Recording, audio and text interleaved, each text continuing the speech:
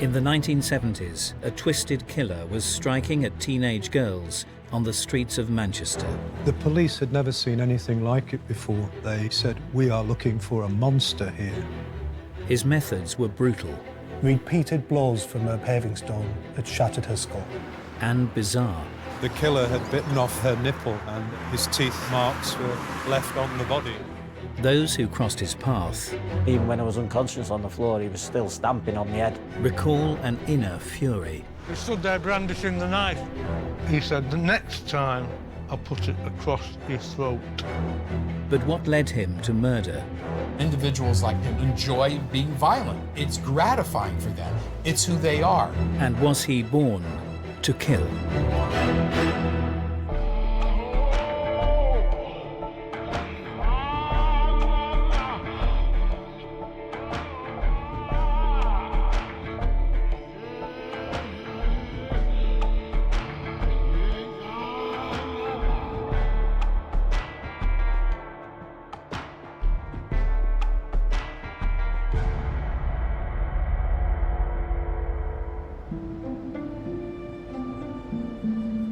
In the mid-1970s, the industrial hub of Manchester hit on tough times. As with many areas, the economic downturn took its toll on the close-knit communities to the northeast of the city. It was very much a working class area, although much of the industry had closed down. It was fairly rough and ready. Terrace properties with backyards, but all the families knew each other. It certainly was a hard-working community, but there were elements of criminals amongst that community. Alan Hart covered the local area as a journalist for over 40 years. But in all that time, one story would unfold that was so disturbing, it would remain with him forever.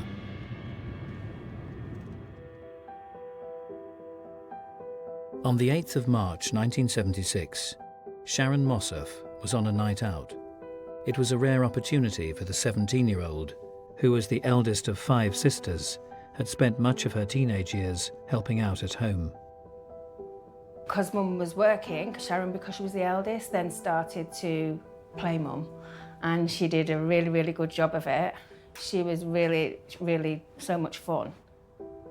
She was a really great big sister, you know. She definitely took that role seriously, and she took care of us because she had a very nurturing nature. We completely respected her because she was just like the whole shebang, you know. Despite attracting attention from the local boys, the aspiring hairdresser had recently become engaged.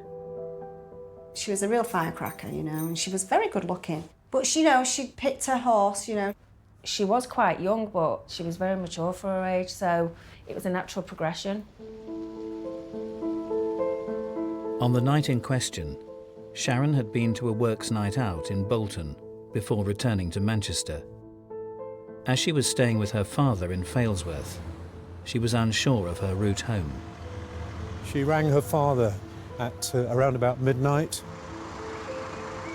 She was told by her father what number bus to get, and he expected her home in about half an hour. Having caught the night bus, the teenager was last seen at a stop just yards from the Rochdale Canal. Her father's house was just a short walk away. She never did arrive home. There was a big search for her. Her father feared the worst.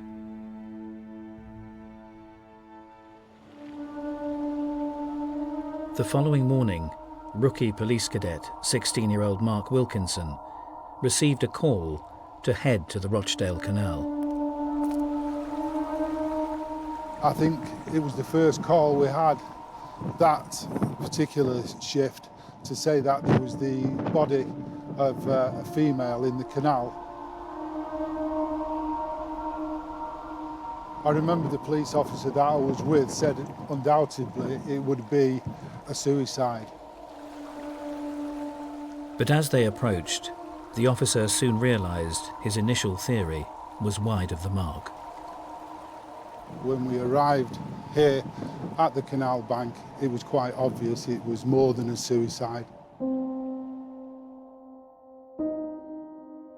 The body was identified as that of the missing girl, 17-year-old Sharon Mossoff. She was naked, half of her body was above the water level, and it was a particularly cold morning. And I remember quite distinctively that the canal, in fact, had frozen over, so it looked as though she was actually leaning on the ice. I remember looking at this girl who was of a similar age to myself and just wondering what had actually happened.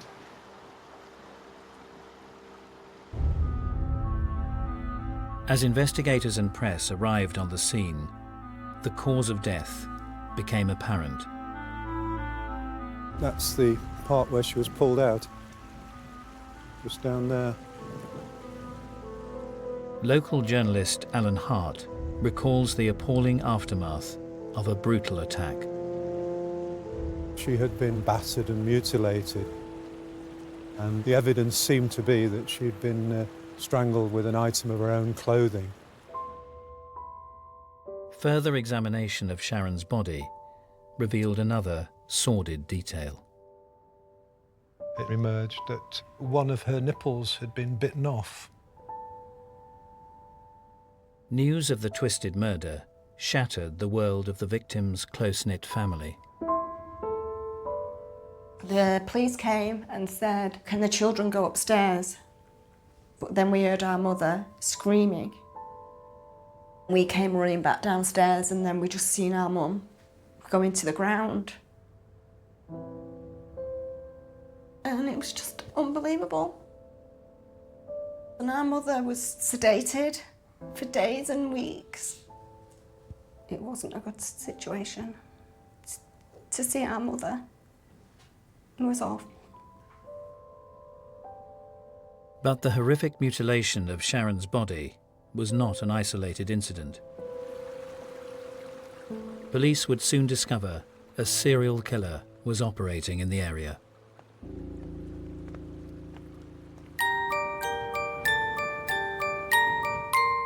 "20 years previously, the canal and network of Victorian streets had been the stomping ground for a group of local kids.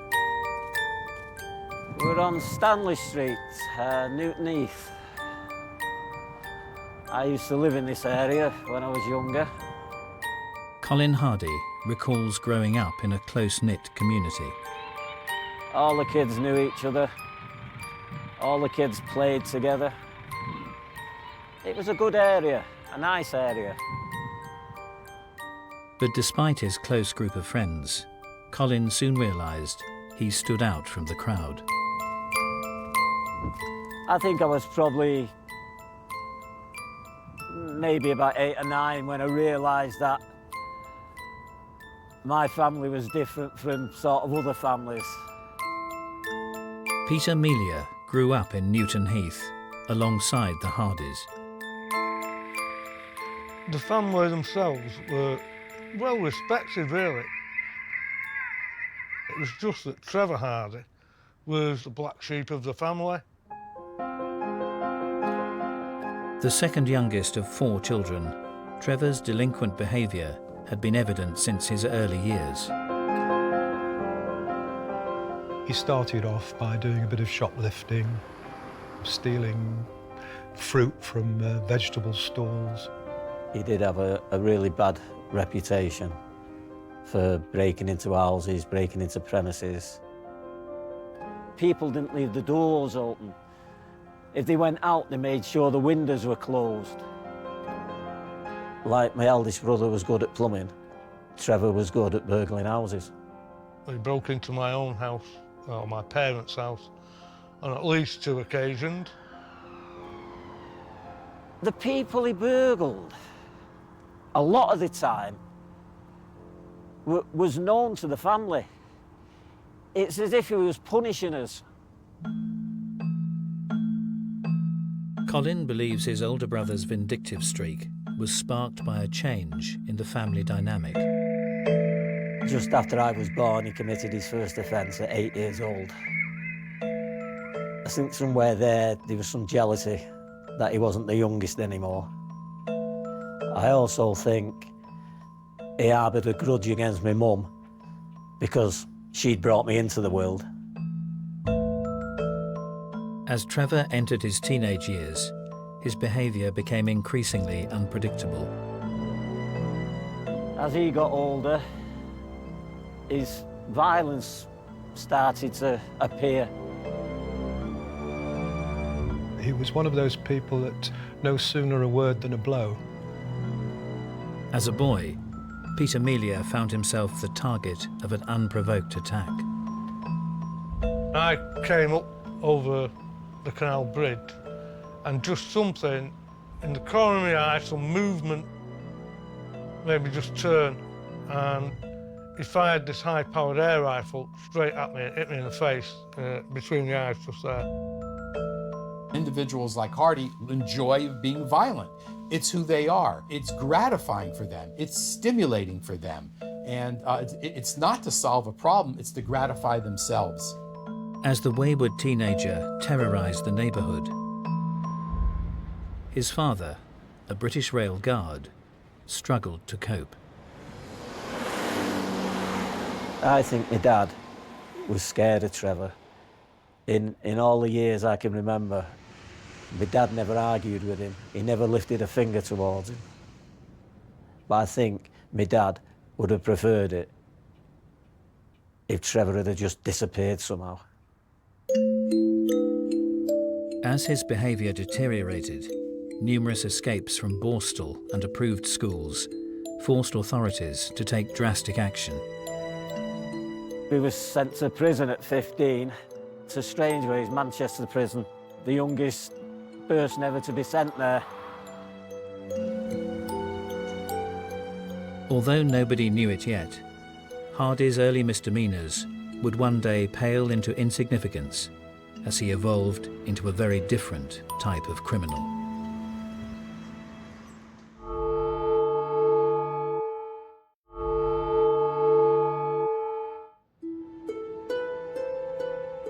In March 1976, the city of Manchester was shocked by the brutal murder of local girl Sharon Mossoff. The 17-year-old was strangled and horrifically mutilated before being dumped in a canal in the northeastern suburb of Failsworth. As detectives set to work, they would soon learn that the killer's twisted MO had been witnessed before in a community nearby.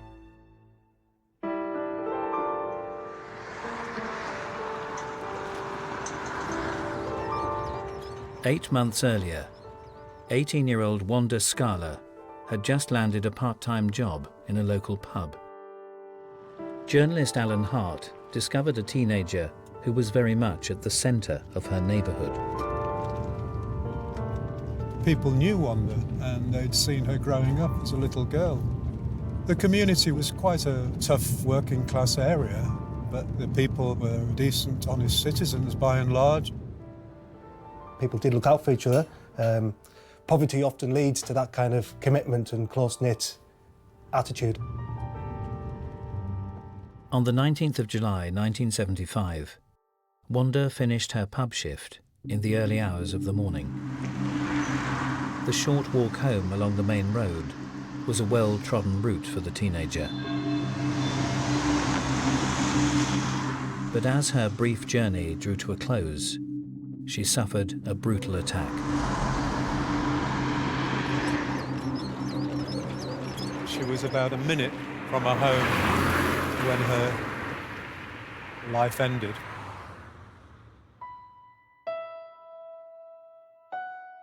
The local girl's body was discovered by a passerby the following morning. She had been partially covered by rubble on the edge of a building site.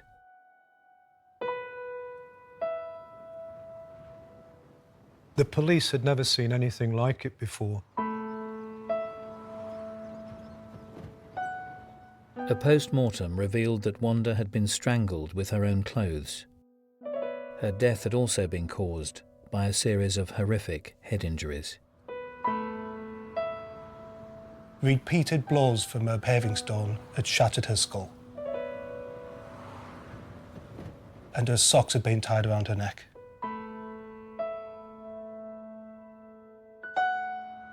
But investigators were also shocked to find an even more disturbing aspect to the barbaric act.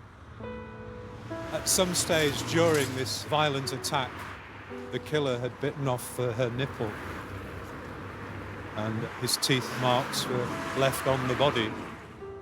Biting off women's nipples is the clearest example of ritualistic behavior. His aggressive instinct and his sexual instinct become fused so that the aggressive act is stimulating. Nothing could be more dangerous than an individual with that type of dynamic. Senior officers who thought they had seen it all were absolutely stunned. They'd never seen anything so brutal. I do recall they said, "We are looking for a monster here." In them days, murders was something you read about in London, Birmingham. I think it caused a certain amount of fear, because, you know, whichever way you look at it, there was a killer on the loose. Police told women to go out in pairs with boyfriends, brothers, dads. A lot of people were scared. This, after all, wasn't just an ordinary killing. This was the brutal, sadistic murder of a very young woman.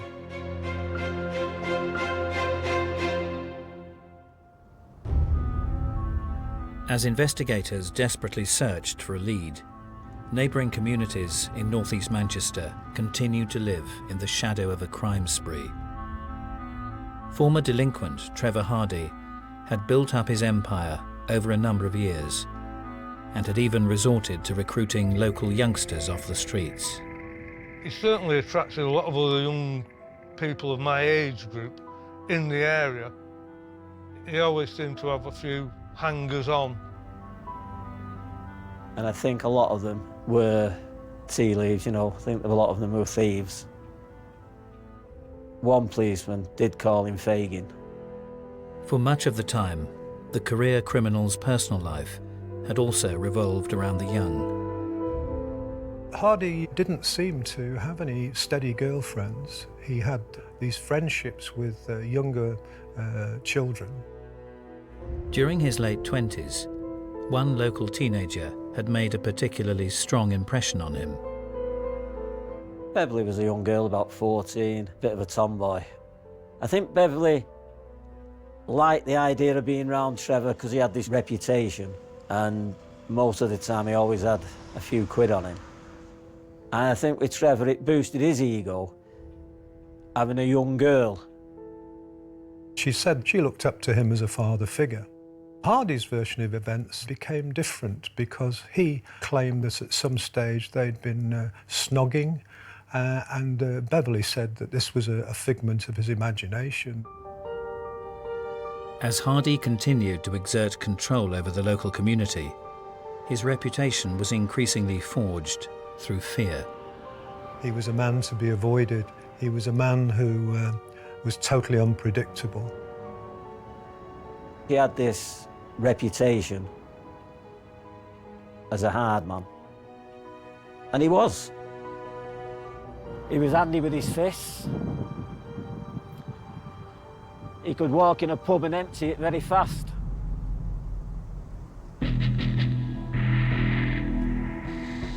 Peter Melia grew up in the same neighbourhood as Trevor Hardy. Having had several altercations as a child, he would experience Hardy's violence firsthand on the streets of Newton Heath.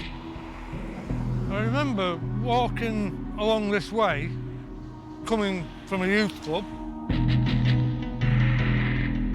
Peter was nearly home when he spotted a suspect character crouched in an adjacent alleyway.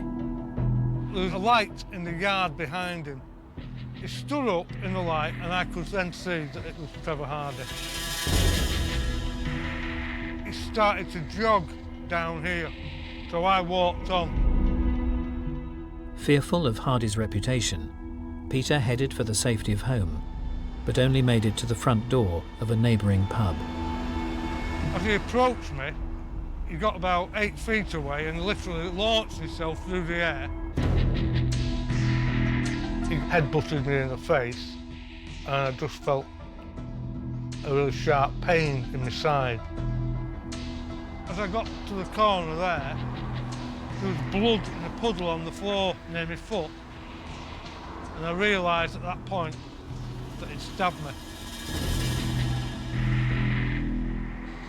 He stood there brandishing the knife, and he said, "The next time I'll put it across your throat." What drives you to stab somebody?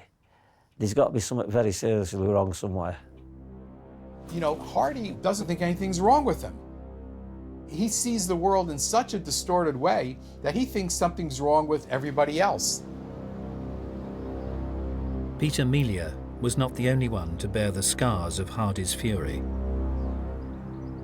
As his violence intensified, pub brawls would become the norm. He would be imprisoned following a vicious attack in 1972.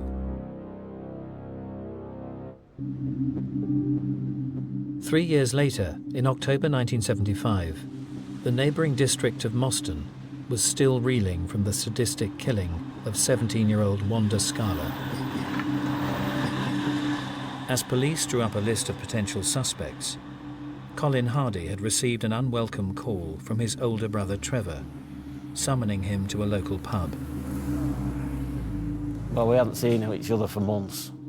Well, probably longer than that. A bit apprehensive.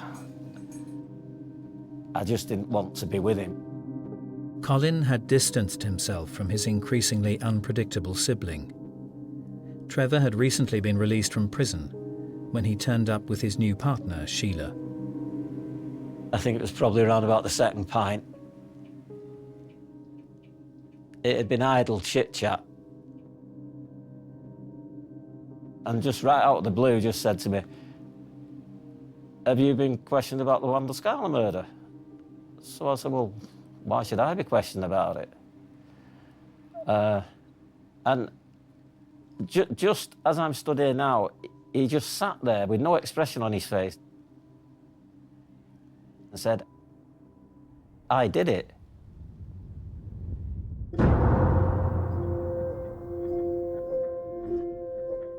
I did think I'd heard wrong. I said, "You what?" He said, "I did her." My brain just stopped working. I'm thinking, he can't be serious.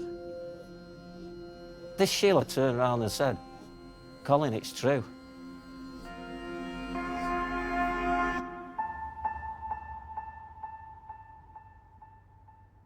There's not a flicker of emotion in his face. Not a smile, not a frown. My mind just went into overdrive then. If I was scared before, I was petrified now. I wanted to be 1,000 miles away from that room. I wanted to be 1,000 miles away from him. And I just didn't know how to do it. And people might think, well, why didn't you just stand up and shout, "Somebody get the police"? You go into it's like a meltdown. Struggling to comprehend his brother's extraordinary revelation, a confused Colin eventually allowed Trevor and his girlfriend to accompany him to his flat. I thought, well, once I get home, you know, everybody thinks you're safe in your own house. But I knew as soon as I walked through the door, I'd made a mistake taking him home.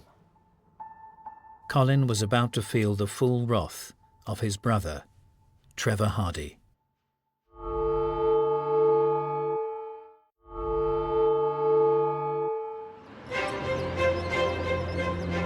In July 1975, the mutilated body of teenager Wanda Scala was discovered on a building site in Moston, Manchester.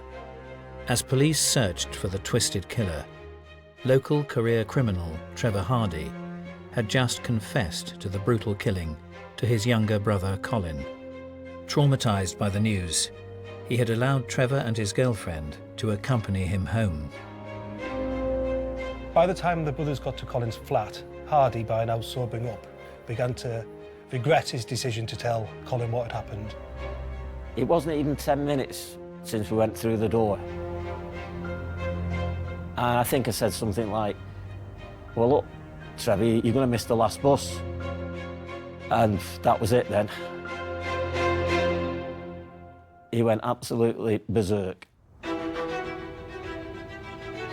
Well, I thought I could handle it myself, but I don't even remember the first punch. Colin's girlfriend could only look on at the sustained and brutal attack that followed.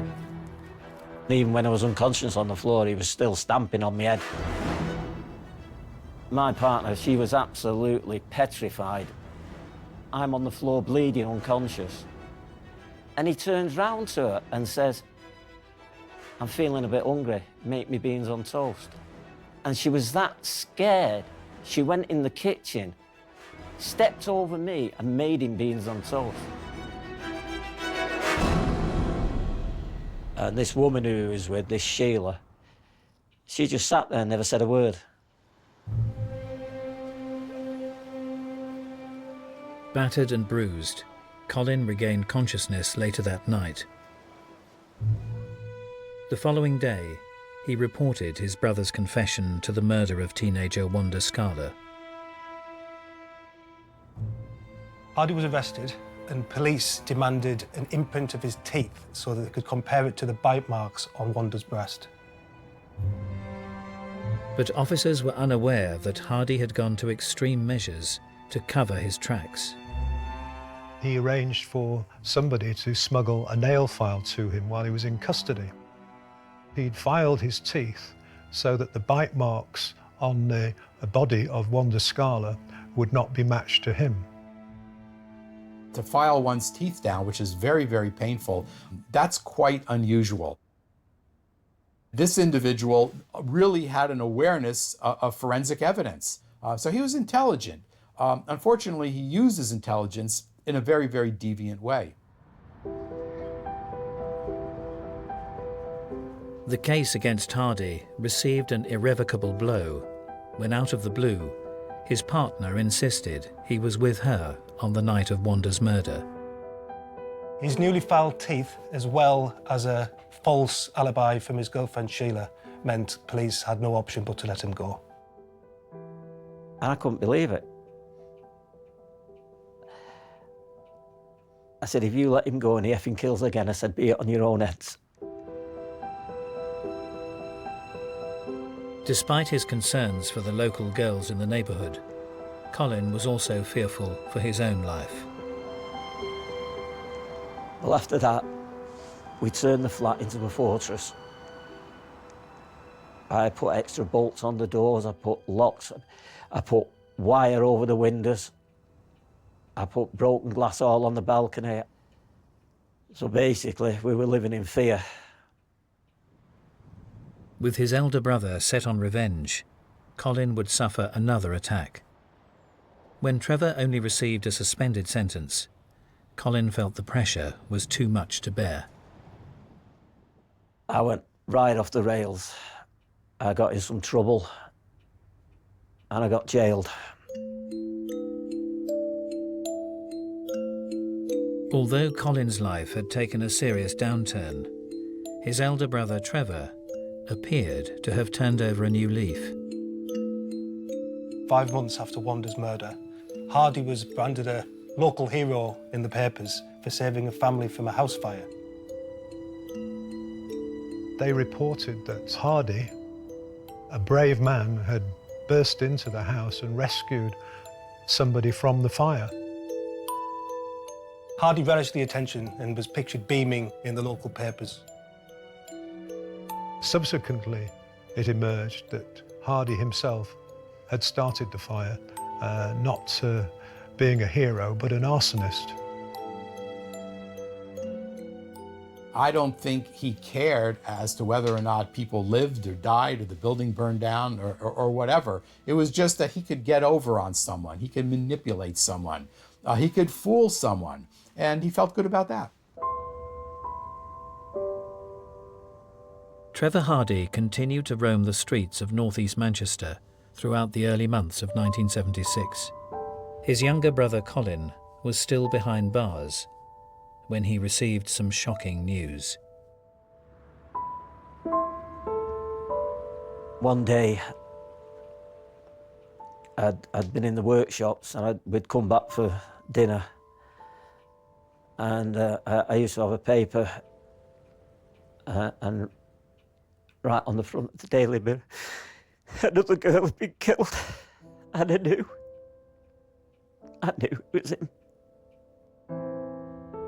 The brutal canal-side murder of 17-year-old Sharon Mossoff bore all the hallmarks of the frenzied attack on Wanda Scala in the nearby district of Moston. Both Sharon and Wanda had had items of the clothing tied around their necks. They'd both been ferociously beaten, and both had had their nipples bitten off. There was very little doubt that the person who'd killed Wanda Scala had also killed Sharon Mossoff.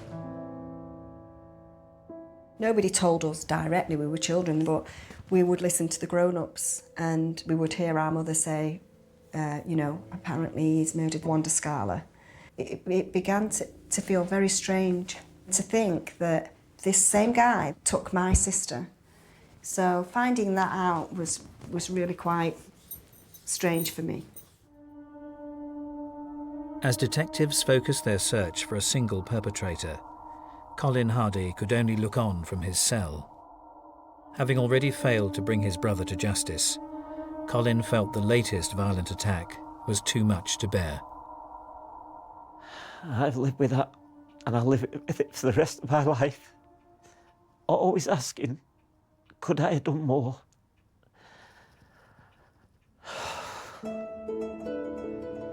The police had been up against an elusive adversary, but finally Trevor Hardy was caught in the act.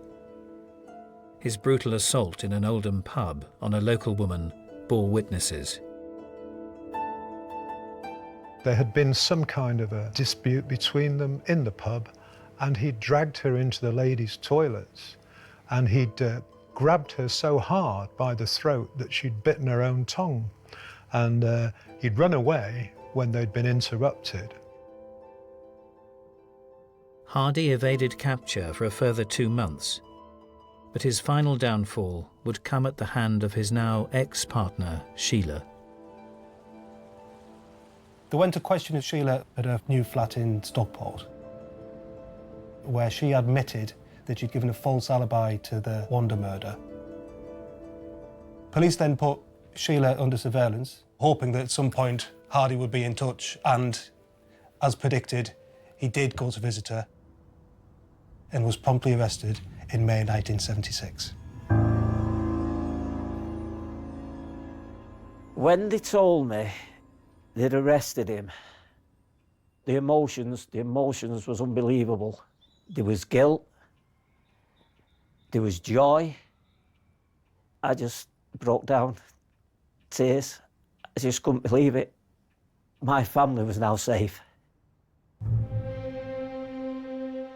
Hardy was detained in prison, suspected of the murders of local teenagers Wanda Scala and Sharon Mossoff. However, just 3 months later, the prisoner made an extraordinary revelation to the lead detective on the case. When the officer was called to the prison, he revealed an absolute bombshell. And that was, in addition to Wanda and Sharon, there was a third girl whom he'd killed. 15-year-old Leslie Stewart had been reported missing in the Manchester suburb of Newton Heath 7 months before the murder of Wanda Scala. In those days, a 15-year-old girl wouldn't necessarily be treated as anything other than a missing person. More likely a runaway, and certainly nothing as sinister as a murder case. She'd just joined a long list of sad cases of missing teenagers. Her disappearance on New Year's Eve 1974 had not been linked to the brutal teenage murders that had later plagued the area.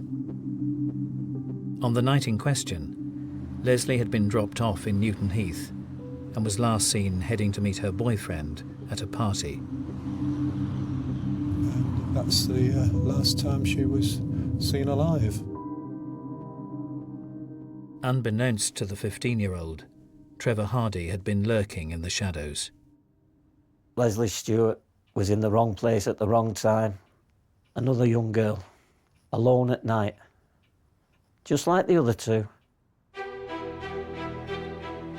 As Trevor Hardy's confession unravelled, he insisted that he had mistaken Leslie for former teenage acquaintance Beverly. He claimed that on that night he had been hell-bent on revenge after the young girl had severed ties with him during his recent spell in prison. As Leslie got out of the car that was dropping her off, the driver said, "Good night, Leslie." But tragically for her, Trevor Hardy thought he heard the word Beverly. So he shouted, "Hey, Beverly." When she turned round, he stabbed her in the throat.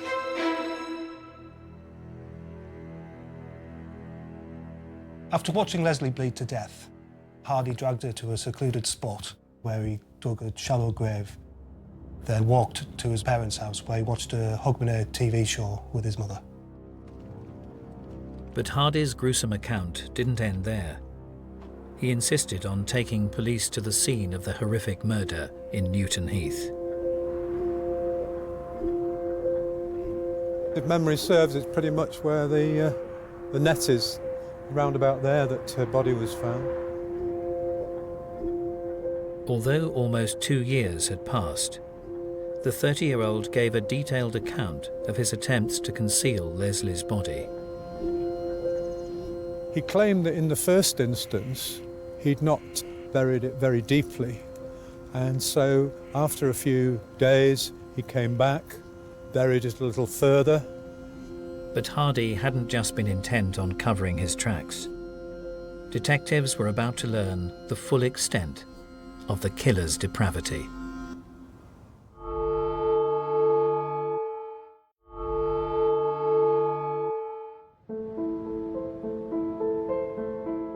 In 1976, Trevor Hardy was facing charges for the murders of 2 teenage girls in northeast Manchester.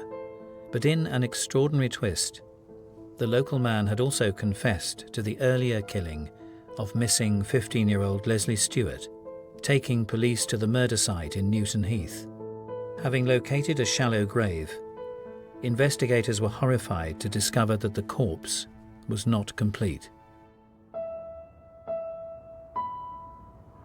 He'd mutilated her body, cutting Leslie's head off. He buried it somewhere else. Then he came back again, cut her feet off, and buried the feet somewhere else nearby.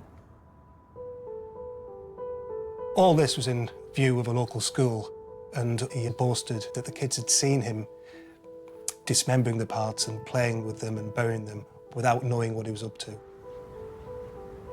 He even took a ring off her finger and gave it to his girlfriend as a love token.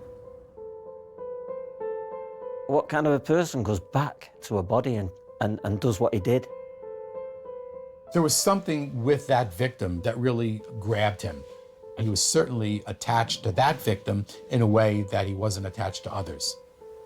He kept going back to relive the experience, to further mutilate the body, and to do other things with the body to continue the gratification. That is a killer who enjoyed killing. In April 1977, Trevor Hardy was sentenced to 30 years in prison for the murders of Leslie Stewart, Wanda Scala, and Sharon Mossoff. Subsequently, he was told life would mean life and that he would have to stay in prison for the rest of his life. In the wake of Hardy's reign of terror, many struggled to comprehend why he had targeted the young teenagers.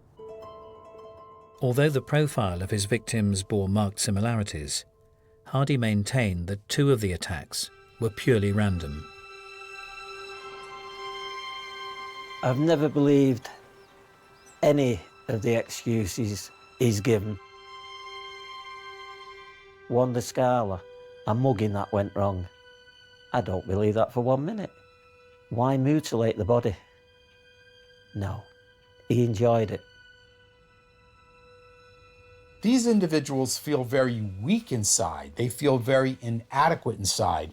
And so it's not at all uncommon for them to target children, young adolescents, until they gain some degree of comfort in killing, and then they might attack someone who might show some level of resistance.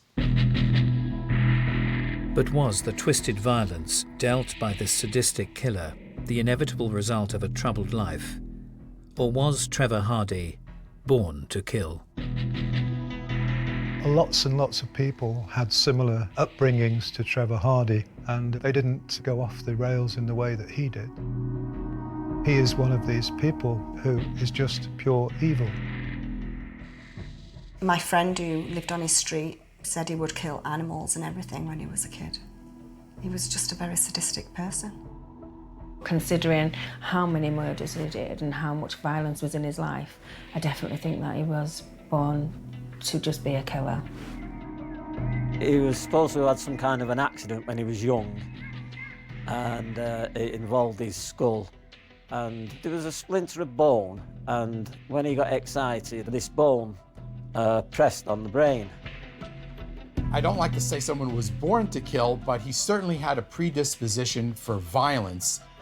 And head injury can weaken someone's inhibitory controls and make it much easier for someone to act out their impulses or what's going on internally.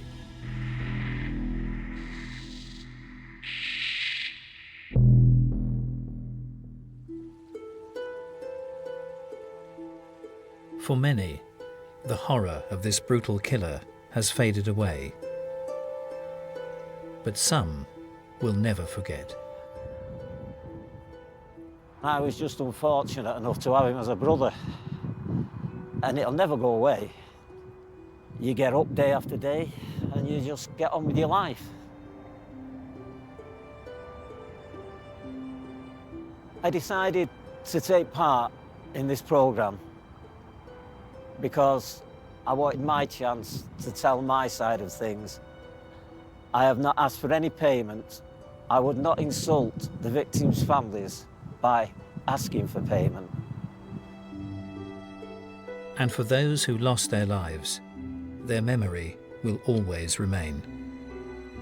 We don't shy away from talking about Sharon because she was our big sister and she was a big part of our life.